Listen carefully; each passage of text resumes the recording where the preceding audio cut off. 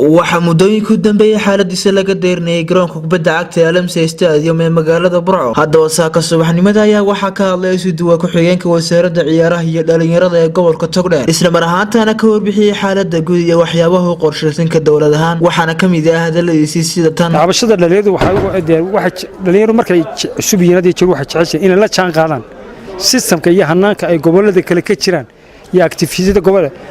runtii lama oran karo gobolada oo dhan activity way ka wada socdaan waqtigan xaadirka. cabashadani waxa weeye la isku hayaa waxa weeye carpet baa meesha ka maqan iyo carpetkii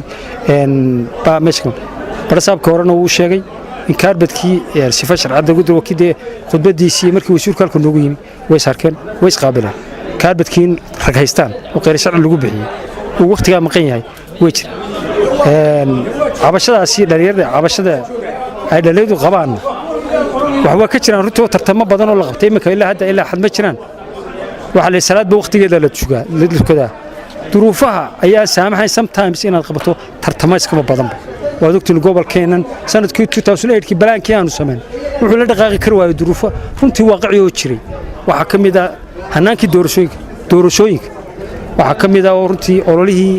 campaign-kii maganaasade madaxtooyada oo dibkiisii lahaa shuumbiyoodkii state of emergency 2008 oo dhan lagu jiray wax waa la qabtay laakiin dhalinyaradu waxaanay kala garaneen kolba waxa la yiraahdaa xaaladda jirta ayaa duruufaha la jaan qaaday haatan iyo dan dawladda cusub barasaabkan cusub ee la soo bedelay waxa ka iyo wasaaradaha waxa naga go'an inaanu activity-gii sporti iyo dhalinyarada gobolka aanu wixii aanu ka awoodi karno ma oran karno 100% ama 100% laakiin ala aqal wixii aanu qaban karno inaanu qabanno oo ku saleyno plaankii 2018 kana youth and sports labadana gobol ahaan waanu dejinay laakiin plaankaas wuxuu u baahan yahay maadi iyo macnawiyan ba in laga taageero haday noqoto heer gobol haday noqoto heer degmo iyo haday noqoto heer ganacsiga shacbiga dhalinyarada lafteedana waxaan leeyahay in waaqic aynu ku soo noqono waddankeena iyo xaaladaha duruufaha jira aynu ku saabtamo imika waxaan u qorshaysay inaanu bilowno tartanka ciyaaraha dugsiyada dhexe oo ugu horeysino kuwa dugsiga saraan ku xigsiin doona waxaan ku xigso doona ciyaaraha jaamacadaha ku xigsiin doona waxa sheegtaba haweyde waxaan ku xigso doona kuwa degmooyinka gobolka Togdheer. Waa Cabdiraxmaan Ciise, telefishinka caalamiga GTN magaalada Burco.